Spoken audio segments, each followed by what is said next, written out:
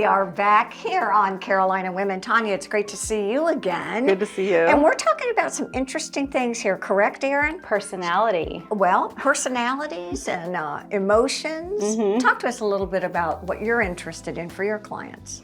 So one thing that I do when I work with clients doing coaching work is we use the Enneagram assessment, which is a very detailed, in-depth tool. The assessment takes about 30 minutes and prints out a pretty lengthy report that helps them to get to know themselves better in terms of how they show up in the world, how they communicate with others, how others receive them. And it gives them the tools to help become more conscious, whether they're a leader in a corporation or they're just an individual that wants to become more conscious about how they interact with others. Can I ask even a broad question about your personal coaching? What does that look like?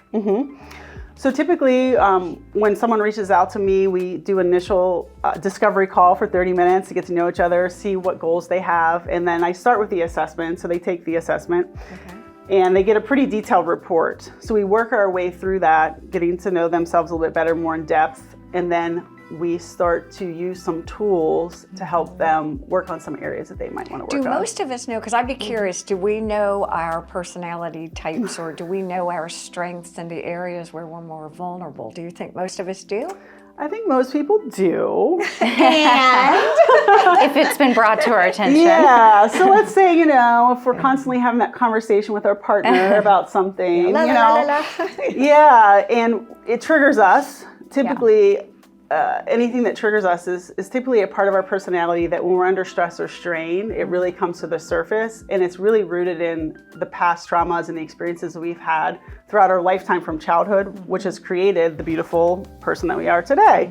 But knowing how to soften or go into other personality styles and reach across what we call the Enneagram circle, it's like a circular movement. We all have the ability to go into different ones, but knowing when we need to do that in certain situations in order to grow. And that can improve the dynamic if we're in work situations. So you bring this coaching to corporations and within management.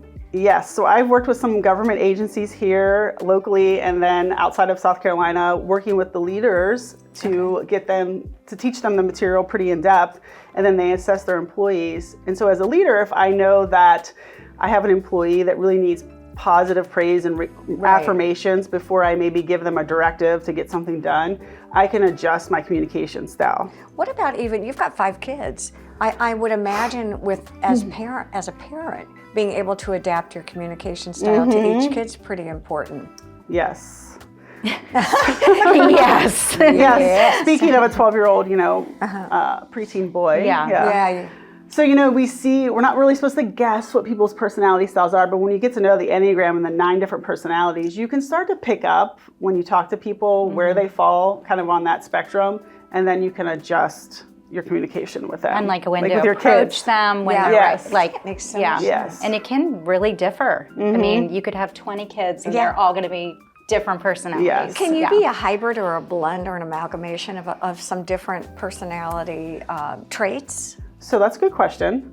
So there's 9 personality styles, and typically we will score high in one. Okay. And then the assessment that I do, it'll actually show you how high you score in all the others. So you will have what's called your primary, and then you'll have 2 secondaries, which we call your tri-type. Yep.